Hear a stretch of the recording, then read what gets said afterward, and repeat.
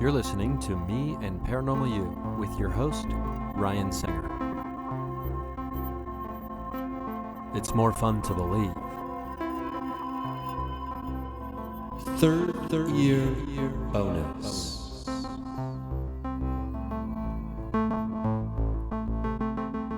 The dulcet tones of Alex Stein on the third year bonus dots. Throwback, old school Mindcast. Former producer, comedian, actor, all-around talented fellow. Friend of mine, Alex Stein, and yours. Anyway, still giving him shout-outs. Shout-outs. Still giving him shout-outs on the program. Shouts and outs. Okay, we're not going down that route. Ryan Singer here. You are listening to a 30-year bonus of Me and Paranormal You, the paranormal, esoteric, strange, anything outside the parameters of normal podcast. We call it a mindcast. It's for your mind. Okay, it's not for your pod. It's for your mind. Now, I got to tell you, there's a lot going on. There is an incredible amount of things happening. Now, what of those things are pertinent to what's happening here? I'm reading the Corpus Hermeticum. I'm reading Skinwalkers at the Pentagon. I'm also doing an audio book called, how did I forget this already? I just looked at it. It's The Creative Act, A Way of Being by Rick Rubin. Many friends of mine have recommended it. I'm a War of Art guy, Excuse me, I kind of had a burp there. I don't know if you heard that, but I'm a War of Art guy. I love that book. I am all about creativity. I am all about following your bliss, finding your joy stations, as Joseph Campbell would say. I want you to live your best life, and I want to live my best life, and we struggle with that sometimes. We get caught up in the rat race of things, very specific rat races, I suppose. And I don't know what rats ever did. What did a rat ever do other than just be a rat? You know what I mean? A rat was born a rat. Didn't ask to be born a rat, just was born a rat. Couldn't give a rat's ass, they say.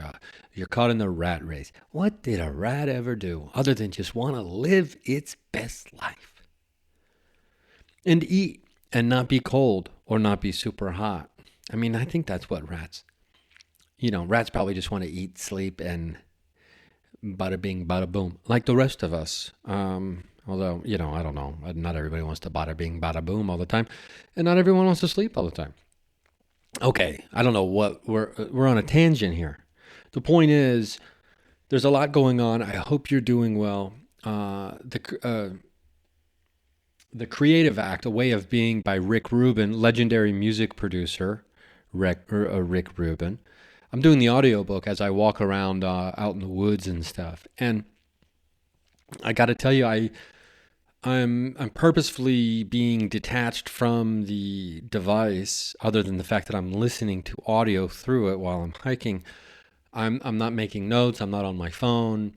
I'm just trying to consume. I'm just trying to take in the book as it is. And so I'm gesticulating a lot, so I apologize. I accidentally punched the desk I'm sitting on. It kind of hurt my knuckle. But, I'm just trying to take it all in. And there's a lot of interesting stuff in here.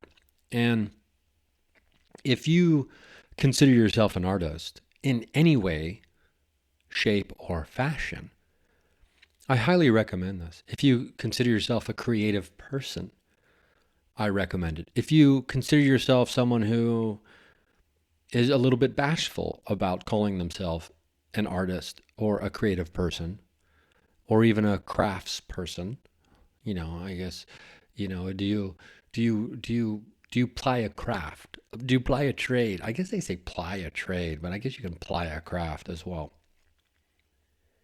There's really no rules, which is one of the things that he talks about that I agree with wholeheartedly. And I don't know if we've talked about it on here in the past. This isn't a stand-up comedy podcast, even though that's how generally I make my living. Meager as it is. No, I'm doing okay.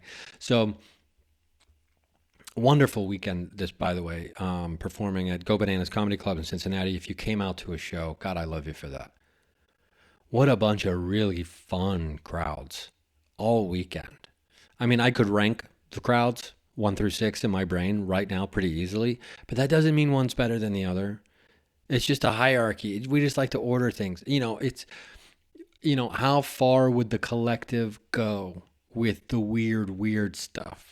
Those audiences are typically going to rank a little higher than the other ones. But in my book, now I was calling the crowd humanoid audience collectives all week. That was pretty fun. I don't know if that's a thing I'll ever do again, but well done, humanoid audience collectives.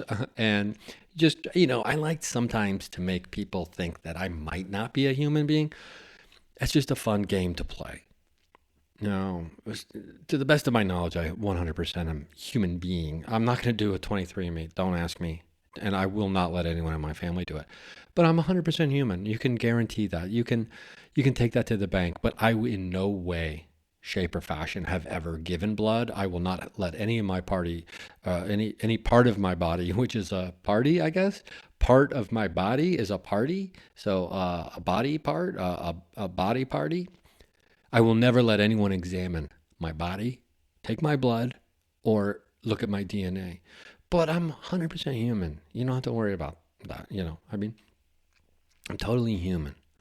But I don't need oxygen to breathe, actually. It's weird. It's just a weird outlet. I'm allergic to oxygen, so my body adapted, on a faraway planet. But I am 100% human. I don't have to worry about that. So very fun weekend. We've got one more show here in Ohio. It's a sad show. It is the final farewell show of Wiley's Comedy Club. The oldest comedy club in Ohio is closing.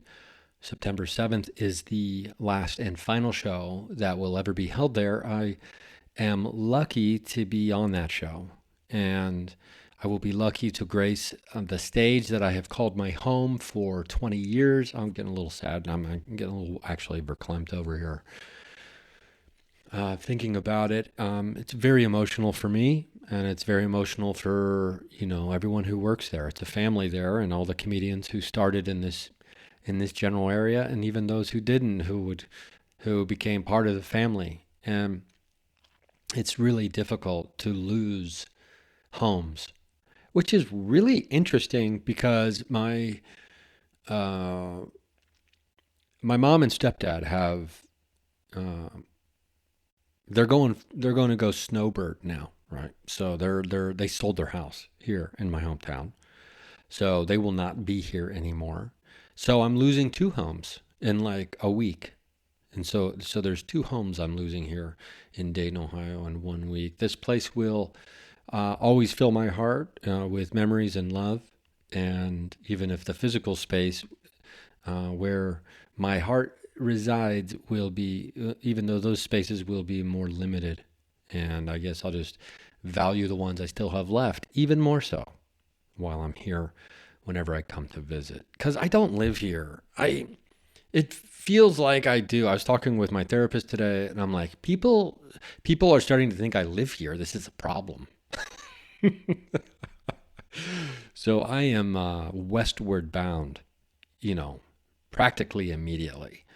So very, very soon, here in the next week or 2, I will be westward bound. So I'm very much looking forward to getting home and setting up the Mind Cave on a permanent basis where I've got all these other projects I need to get going. But I just, anyway, the Corpus Hermeticum will tell us that, we can fret about all this stuff. And then, but at the end of the day, it's just, what are we really doing here? So let me read a little bit, just an excerpt from, at least in this edition, it's page 6. It's stanza 18. Now listen to the rest of the discourse, Logos, which thou dost long to hear. The period being ended, the bond that bound them, all was loosened by God's will. For all the animals being male-female, at the same time with man were loosed apart. Some became partly male, some in like fashion, partly female, and straightway God spake by his holy word, Logos. Quote, increase ye in increasing, and multiply in multitude, ye creatures and creations all. And man that hath mind in him, let him learn to know that he himself is deathless, and that the cause of death is love, though love is all. So we are deathless, but the cause of death is love, and love is really all we got. So do you want you? So it's like it's like a paradox, right? It's one of these things where it's a paradox. We are deathless. The only thing that causes our death is love, and I think we've all experienced that. If you're lucky, you've experienced heartbreak that made you feel like you would die. And I'm not being cruel when I say that to you. I've said this before. If you are lucky, you have experienced at least one heartbreak that felt like it would kill you, because that's how much you surrendered to love, and that's how vulnerable you allowed yourself to become.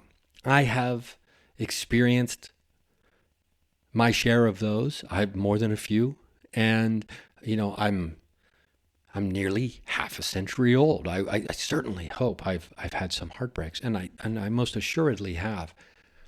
And that doesn't mean that when they're happening, it's any fun, because golly, they're brutal, and God, they're painful and gut-wrenching, and they are the cause of death in this stanza that we're reading here. Now, we are deathless, and the cause of death is love, though love is all.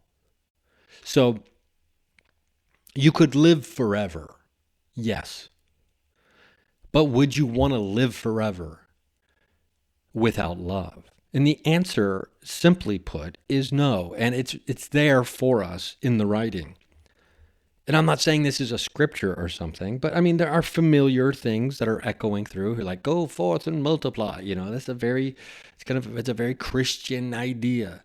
And this whole idea about birth control and all this other stuff. It's like the most important thing you could do is procreate. And that's just not true anymore. And I don't know if it ever was true, quite frankly, but it's definitely not true now. So that's an interesting thing. But here, the Corpus Hermeticum could be considered art, right? It could be considered a sacred text by some.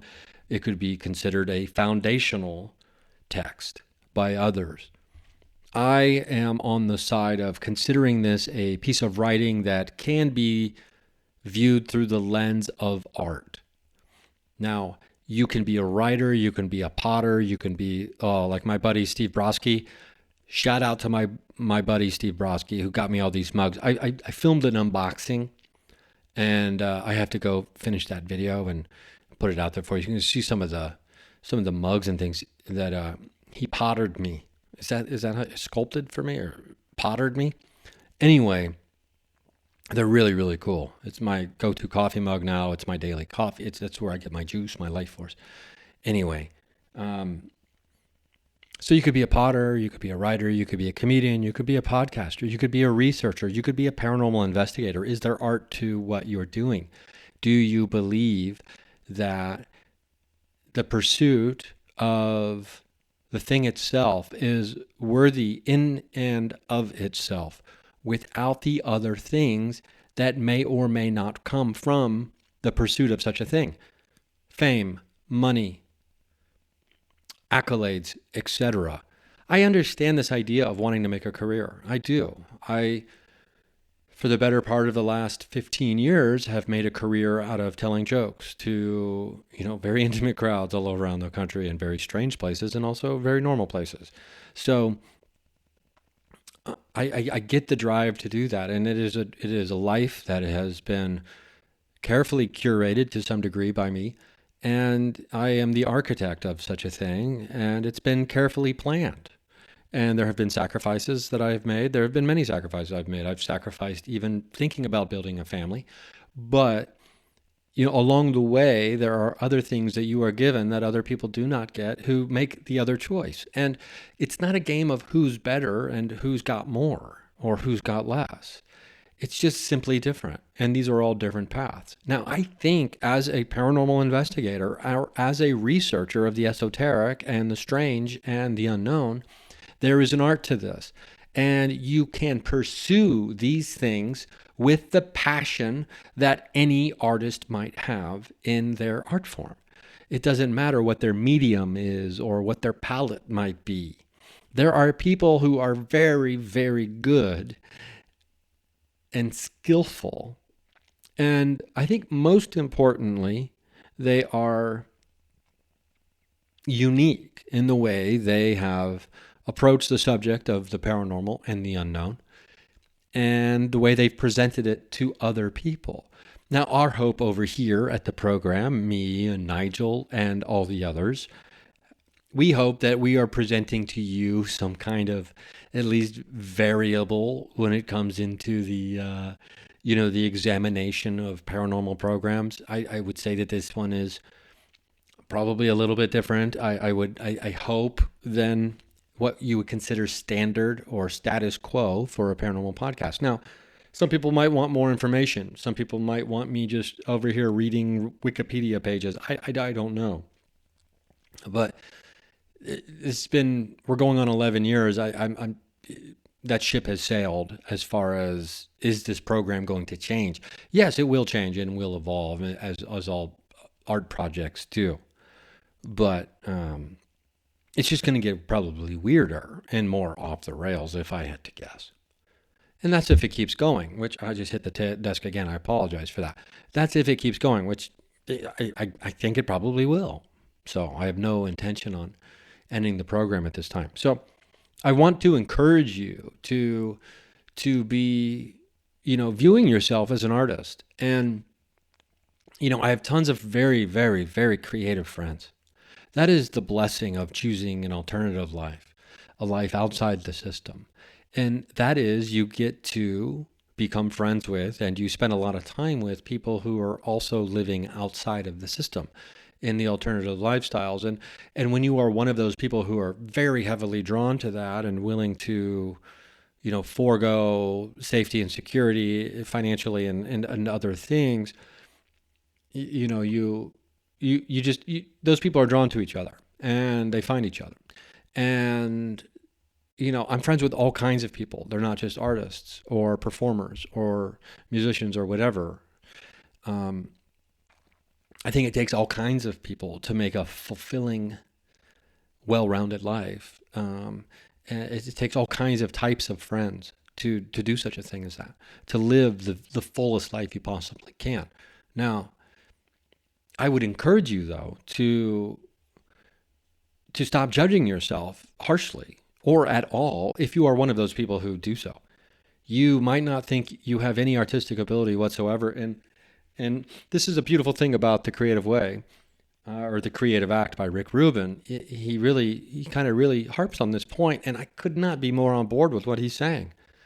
You need to get rid of all that.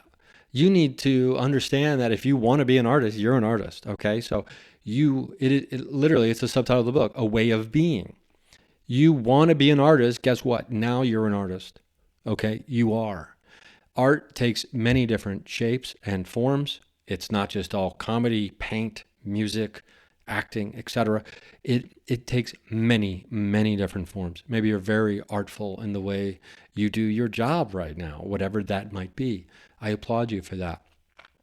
Stop judging yourself and thinking that you are not worthy of being an artist. That's just total BS. That is a load, right? That's what we call a load, where I come from. So you are. And not only are you, you are more so than you probably realize if you're one of these people who would never identify as an artist.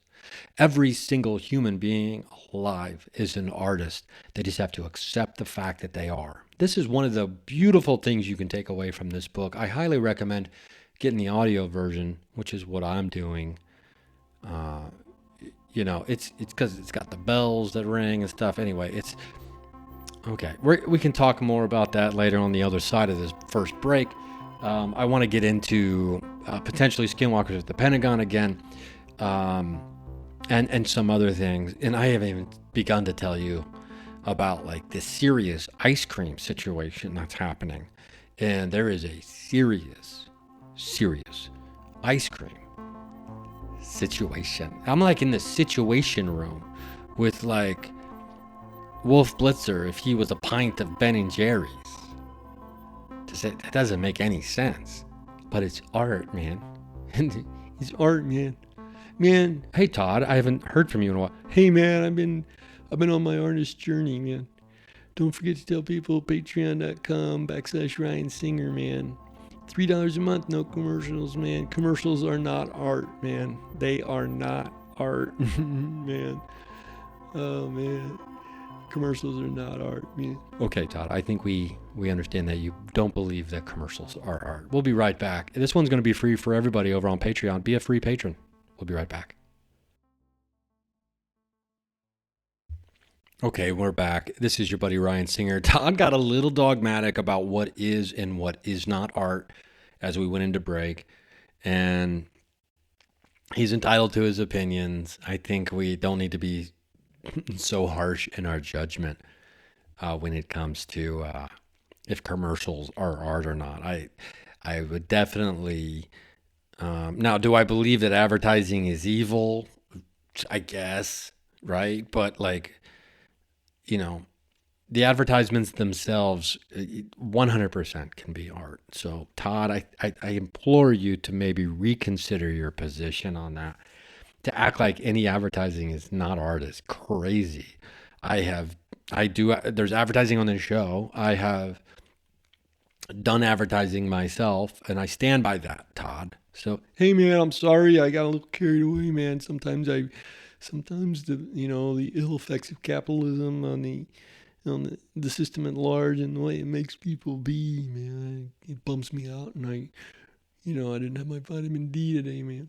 Okay, I get it. You got to get out there in the sun, Todd. You got to get that vitamin D, and yeah. So I think it's okay. You're okay to express your opinion, even if you think it's wrong later, and change your mind and then apologize. Yeah, I'm sorry, man. I definitely don't believe advertising can be art, 100%, man. Okay, good, Todd. We got there, and I'm proud of you. So, okay, moving back onto the ice cream situation. Some people who may be listening to this program for the very first time be like, well, first of all, what is a third-ear bonus? Well, you've heard about opening your third eye.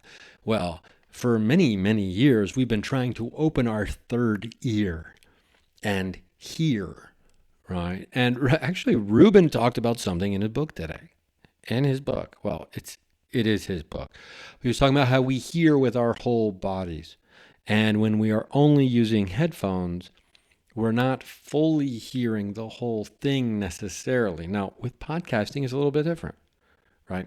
And we're talking about music and things like that. But we're not in the room together physically, so it's a little bit different. And I implore you, please have headphones on if you're at a coffee shop or you're at work, because you might get fired after they hear this come out of your phone. No, I'm not going to do that. I'm not going to yell something. I've got Skinwalkers at the Pentagon by James T. Lukatsky, Colm Kelleher, and George Knapp in my hands. I have just placed it down because we got to talk about some things first. Chunky Monkey, buy one, get one free, happening at Kroger's in Southern Ohio as of the recording of this. You can't put buy one, get one free and not expect me, I'm off Suge, man. I'm doing my damnedest to be off Suge. I got to tell you. It's not always easy, right? I'm trying to be off DCs. I'm trying to be off Suge. I've entered a new mentality about my health, my physical body. I want to be deathless, but I don't want to be deathless because I love, right? So that's not really true. I just want to live a lot longer. You know what I mean? I've got this, I did buy a new car. I don't know if I think I have updated since I got the car. I don't go back and listen to my own episodes. So, you probably know that I've got the new car. It's a 2012 Subaru Forester and it's got a moonroof. That's all I need. It's a moonroof. So I can lay down and look at the stars and I can talk to Mother Moon. I'm getting all jacked up because there was a new moon that just happened and let's see where we're at right now. Um, in the moon phase. It's still new moon technically. We're on the very end of the new moon. That's why I love getting jacked up on coffee and just chatterbox into the moon, chatting away, letting the moon know what's going on, how we're feeling. What are we manifesting right now, right? We're manifesting abundance of love, of energy, and health, right? And it's going everywhere. It's going to everybody, and it's going to every place. We are manifesting peace. We are manifesting an end to violence. These are the things we're manifesting over here at this house. Even though it's not my house, I will be in my house soon enough. Buy one, get one free. You can't do that. Oftentimes at a grocery store, the pints of ice cream will go on sale. They'll knock $1 off of the price because Ben and Jerry's ain't cheap. It's like, depending, if you go to a gas station, you're paying $10. It's like, get out of town with that. That is insane markup, right? $9.99 at a gas station in Cincinnati over the weekend when I went and I thought about maybe getting an ice cream after a couple really great shows on Friday night or whatever. I was like, maybe I should have some ice cream to celebrate how fun that was. And then $10, you gotta be kidding me, right? $5.79 at a Kroger in Dayton, Ohio, Southern Dayton. Now, sometimes they'll knock them down to $4.79, $4.49. I still won't buy. I will not buy. Because if you wait, they will be buy one, get one free. I had to go get some pineapple and some vegetables and some bananas. And I went there to get those things. And then I just happened to be strolling on, moseying on by the ice cream aisle. And I see the big yellow sale stickers in that section. And sure enough, buy one, get one free. So I'm going Chunky Monkey back to back because I just discovered Chunky Monkey probably in the last 9 months. And I got to tell you, I don't know where I'd been my entire life without it. And it's like 1,100 calories in one pint, or maybe even 1,300, 1,400. And you bet your bottom dollar, I'm going to slam the whole damn thing tonight watching Only Murders in the Building season 4, starring Steve Martin and Martin Short, two of my favorite comedic actors of all time. Gene Wilder is the other one. And Selena Gomez, hat tip to you, my friend Selena Gomez. You are a delight in this program. And I never watched like High School Musical or any of that stuff, obviously. So Selena Gomez is new to me. And I got to tell you, hat tip Selena Gomez. And, oh, my guys. Steve Martin Short. That's what I call him. It just works perfectly that way. That's my favorite actor is Steve Martin Short. So, anyway, I am going to throw down a pint watching episode 2 of that. I gotta make myself try to wait because I want to just watch them all, but I'm not going to. We've got, paranormal things happening.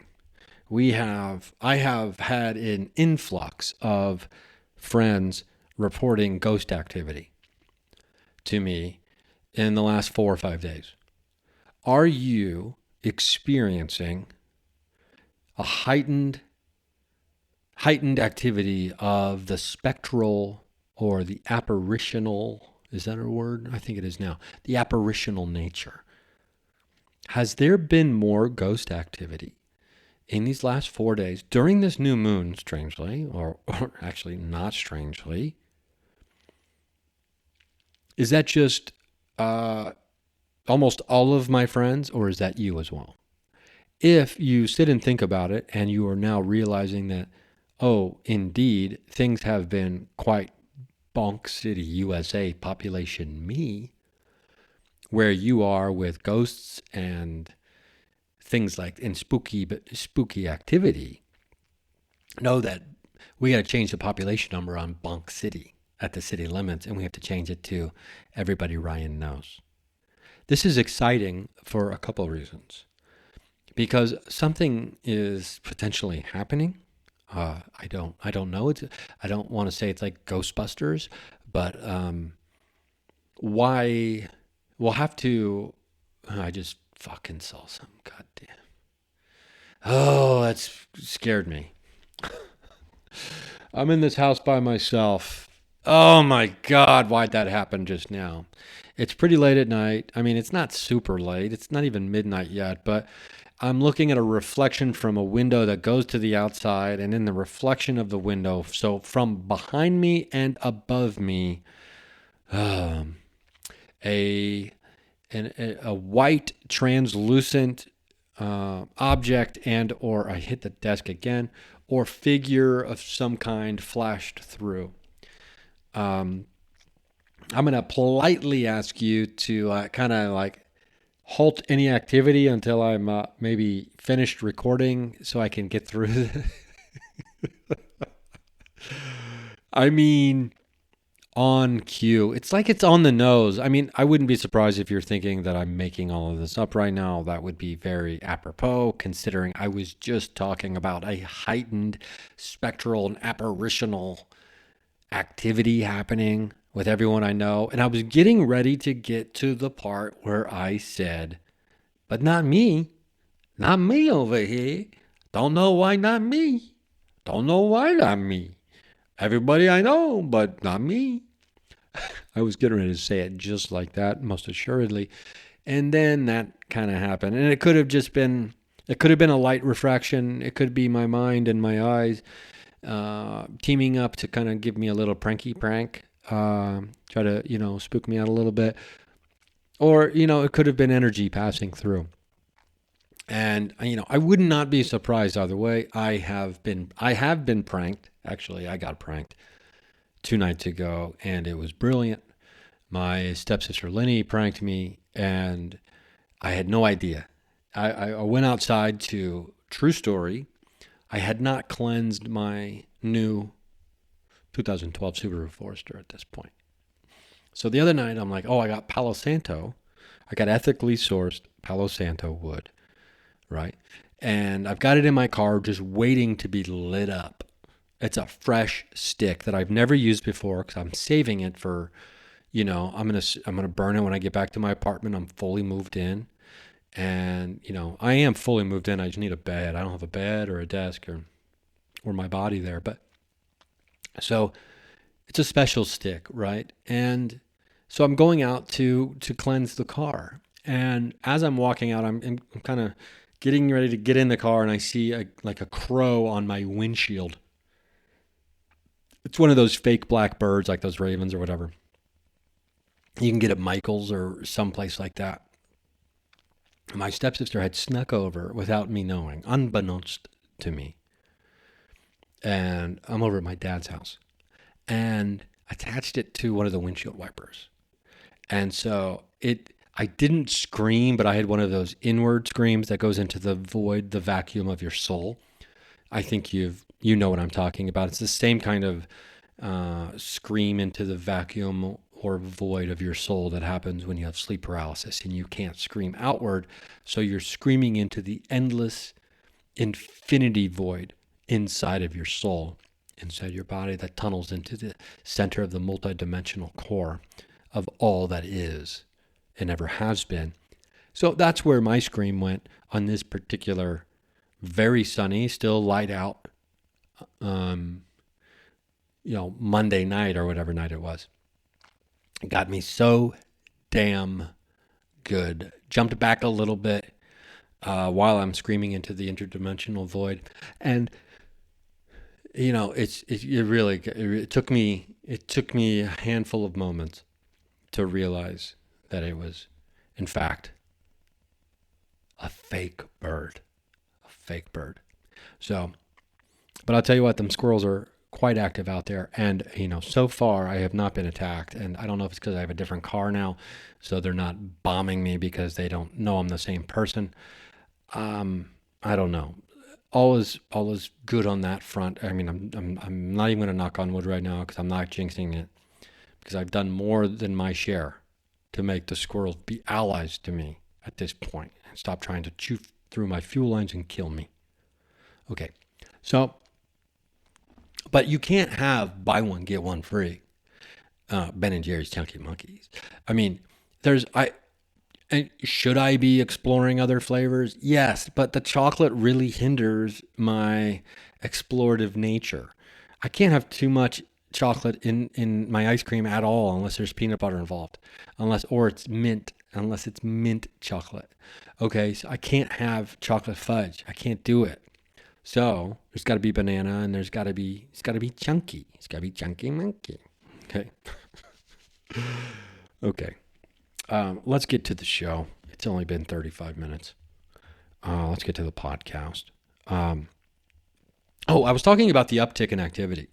There seems to be an uptick in paranormal activity. I've been so busy, and I'm trying to organize my life and get back to living my life in a way that I anticipated at some point many moons ago, and figure out this drive across country. And I've got some stops to make on this cross country trip. I've got some appointments. Let's just say I got some appointments. I will tell you this. I'll tell you about some of these appointments. Well, I'll tell you about one of the appointments. I am going to Trinidad, Colorado, and I will be potentially.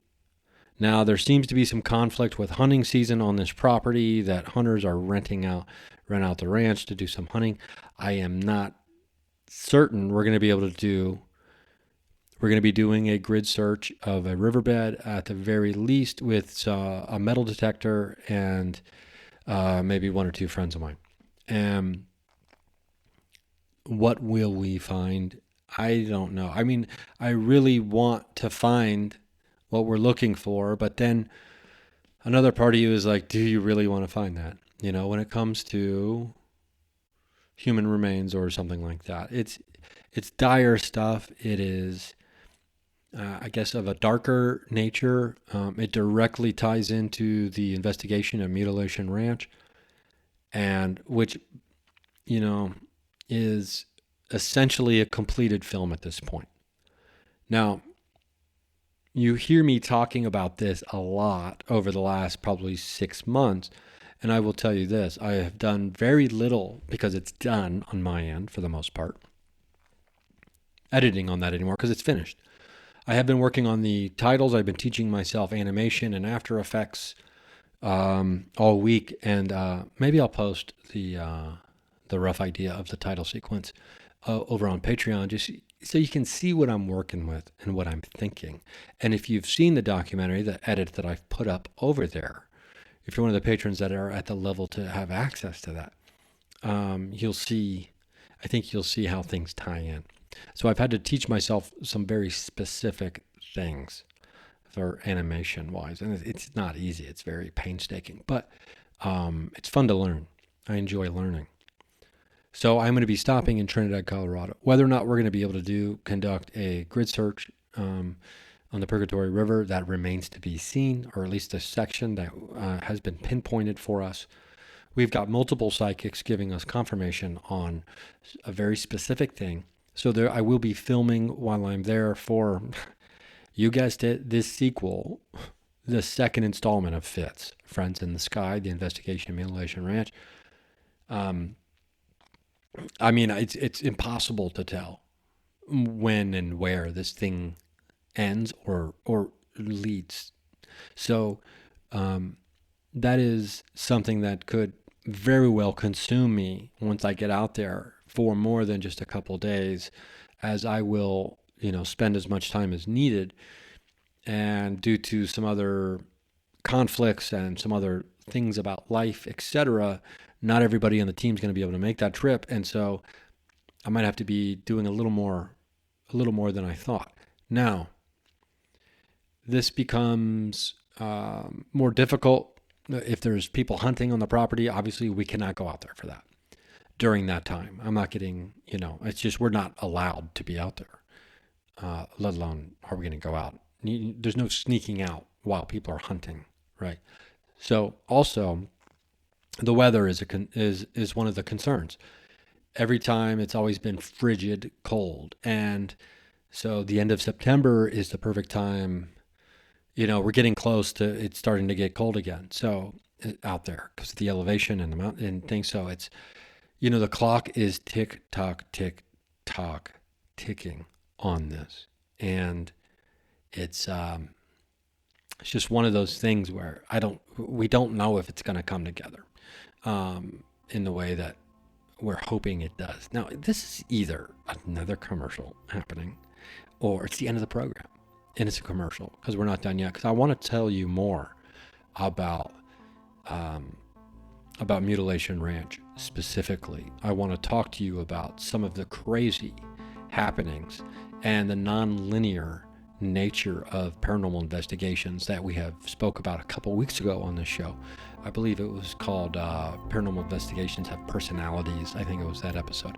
We're going to be right back. $3 a month, never commercials on any of the episodes. This one's going to be free for everybody. So be a free patron. Let's get to 100. I think we're at 100. We're at 99 or 100 total. Let's make 100.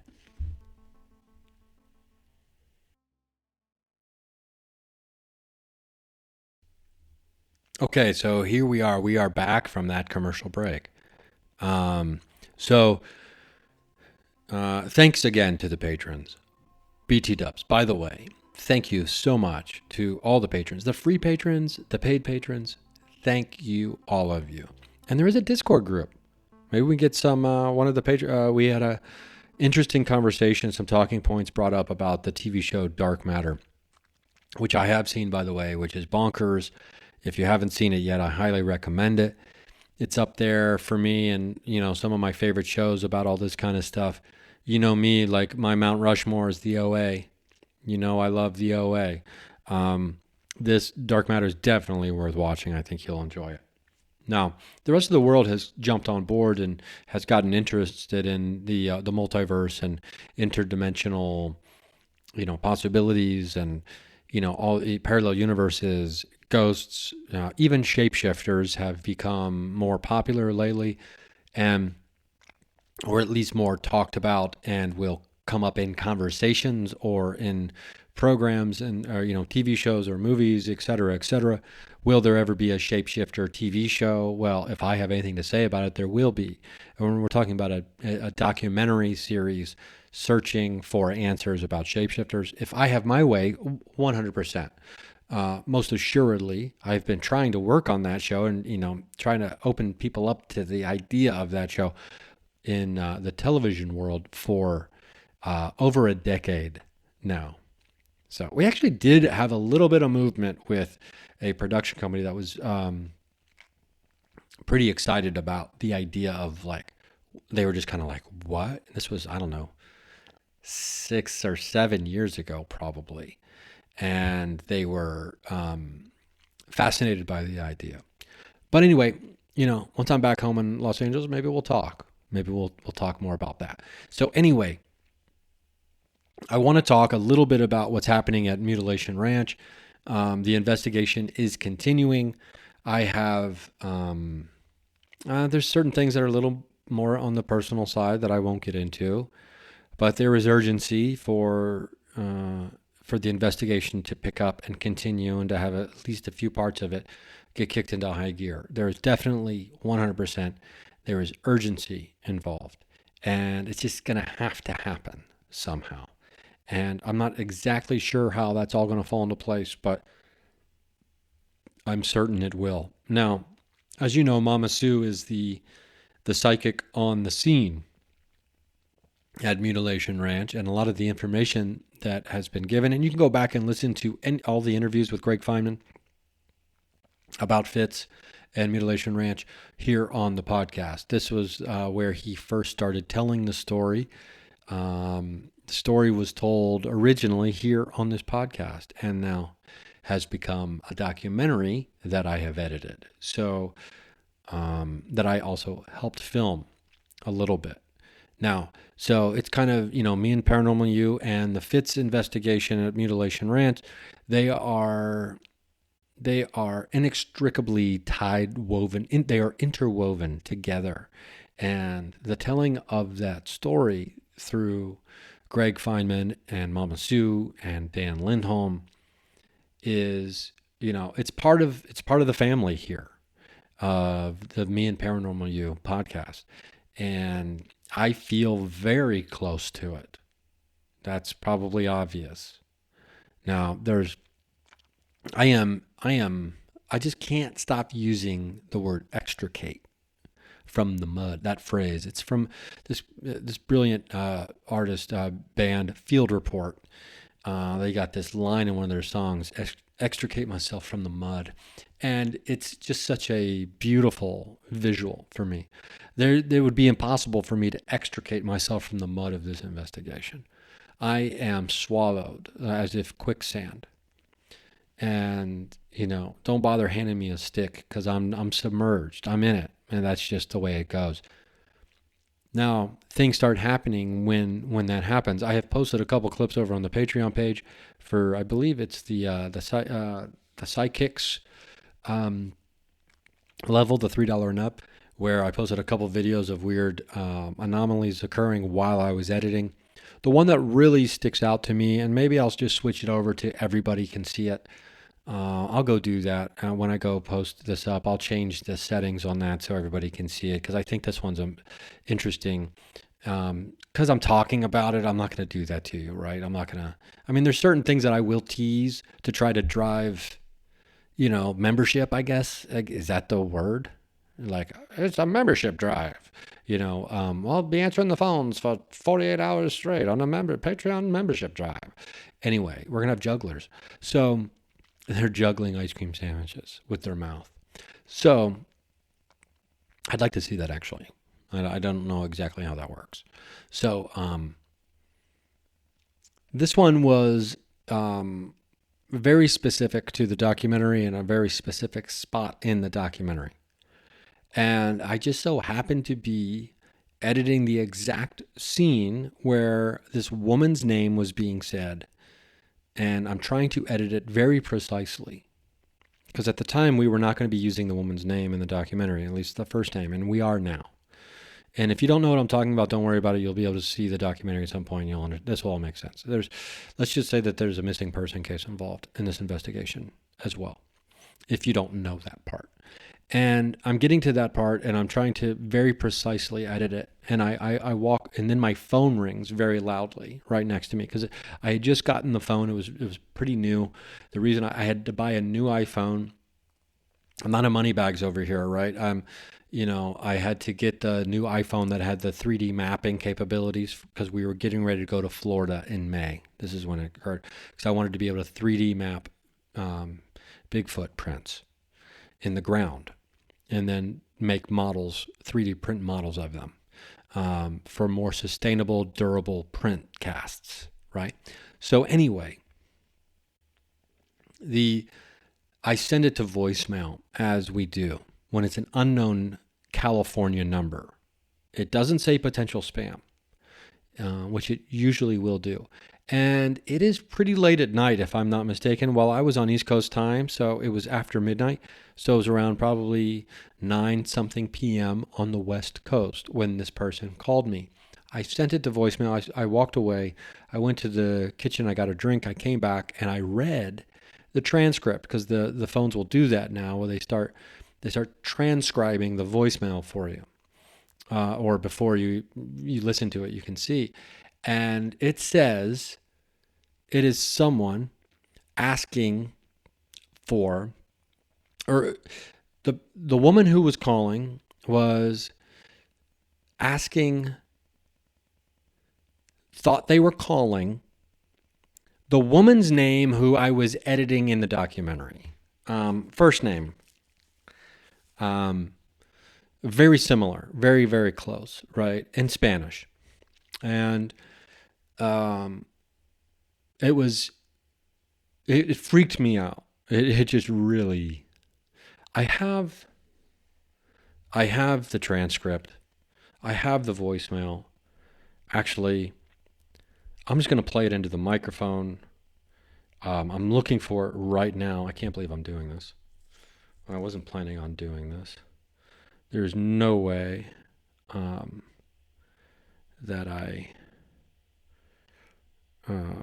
12:16 a.m. April 10th, 2024. Let's see if I can get this on speaker. Los Angeles, California, unknown number. So here we go. You could not hear that. I have it on speaker. I don't know. Oh, sorry, I didn't have it on speaker. I apologize. We're just kind of doing this on the fly here. I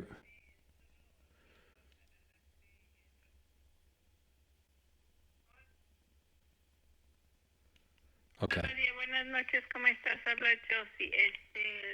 Did you Solo hear that? llamaba Now para listen. darte el Listen to the very beginning of this. Hola María, buenas noches, ¿cómo estás? Habla Chelsea. Solo ya. So, Maria, and I'm not going to play you the whole voicemail, but needless to say, there is a couple other signifying things that are maybe mentioned in there as well, and it's Spanish and it's also in English. It just goes back and forth, and so that really kind of freaked me out. So now what we have here is I don't think I'm really going to give too many spoilers here because I think we know the story if you've been listening to the episodes where Greg Feynman comes on the show. So there's a missing person case. There's a spirit of a missing woman who was contacted on the property, and it's a cold case. It's an open, unsolved missing person case. Now, we have Mama Sue getting that information psychically from the spirit of this woman, right? And the reasons and all that kind of stuff, you'll just have to watch the documentary to see how this even all came to be, right? If you don't know the story. So, cut to very recently, there have been 100 different versions of this documentary that I've been editing together. There's a handful of friends that I have been sending links to, who some know the story and some do not know the story. I'm looking for feedback from people, right? I'm looking for feedback from people of varying personalities, if that makes sense. Because I'm trying to get feedback from different types of folks here. And so Dan Lindholm sends the cut to a woman who he's friends with who's a psychic. And I didn't know this. And then he calls me freaking out about information she got and about the investigation, confirmation about the investigation that isn't necessarily in the cut that she watched. Then a few weeks later, now I should say this is a psychic who is apparently she's in contact with a family of Sasquatch. That's all I know. I don't know her name. I don't know any other information. And then there's another psychic who's been on this program, Dr. Rebecca Foster. You can go back and listen to that episode a few months ago. Great chat. And she will be joining us in Florida at the Florida investigation next month in October, which is a completely separate investigation, as you know, probably. So she randomly on the phone with Ed, I believe, just trying to talk about some Florida stuff, I think is the reason he reached out. All of a sudden she has a reading coming in and she's like, I'm getting something. And she starts giving a reading and it's about Colorado. And it's very specifically about this same stuff. A very specific part of the investigation regarding this bridge, this 1 mile stretch of highway, this missing woman. And it's to the point where it's just like, okay, what is happening, right? And I'm getting this phone call, someone looking for Maria, as I'm editing the name Maria out of the documentary. Just as a reminder, there was a part of the documentary where I'm looking for the name Maria to remove it when the phone rings. And I'm listening to the name Maria. Now, and this is not it's not a bot. It's not a spam call. It is a person trying to get a hold of seemingly her friend named Maria and calling my phone number, which I have never had a wrong number like that call me before. I've never had a woman speaking Spanish looking for someone named Maria as long as I've had my phone number, right? So, lots of really fun, wild crazy things happening surrounding this whole investigation. Now, the fact that the documentary part of it is almost finished, we will have the music by sometime early next week, I'm hoping. The music will be finished. And then it's just up to me to, maybe lower it or higher it in certain places. So I'll have to go through and do that. And I've got the opening titles almost finished now. And it's done. I just need, I've got the transcript exported for closed captioning, but that's not something we need currently right this second necessarily. So it's done. Now, all of us want to add or change stuff. Every time, it's just impossible not to. And I was talking with Greg last night. He's like, there's one thing that needs to be in there. And I'm just like, man, it's done. It's done. You know what I mean? So the point is, I don't know what the point is, actually, in fact. But the nonlinear nature of paranormal investigations and the fact that people who don't even realize they're involved in them are now involved in them because they're getting information that seems quite and totally random and pertains to a separate investigation that the person they're talking to is involved in when they're not even trying to talk about that. So I have had conversations with my friend Carolyn in Florida, and she has been giving me information about Colorado as well. She has, on multiple occasions, mentioned things to me, and I got to be honest with you, some of them are warnings and some of them are just information. And I don't love getting warnings from someone like Carolyn, especially someone like Carolyn. So it's troubling to a certain degree, to say the least. Like, what am I doing here? I'm trying to like get a new comedy special filmed by next spring. And I'm trying not to get sucked into a portal. Or I'm just trying not to get too far in over my head over here. Now, Rick Rubin in A Creative Act, A Way of Being. I'm not even finished with the book. I'm probably a little over halfway. I'm going to recommend it. Unless it has some kind of twist ending, like From Dusk Till Dawn, and switches into a whole nother book, I'm going to recommend it to you. And I don't think it's going to turn into Mein Kampf in the second half of this book. Okay, so I'm not worried about that. But that's what I'm talking about here. Like, if it switches into something that there's no way in hell I would ever recommend. Now, he says something. I think it's one of his like section titles. And I'm gonna maybe screw this up a little bit. It's not a direct quote, but it might be a direct quote. But it's probably not a direct quote. But it actually might be if I repeat it accurately. And it is this: art is a portal to the unseen. And the artist, essentially, that's the quote. Now, I am extrapolating on that and saying that the artist is the creator of portals, right?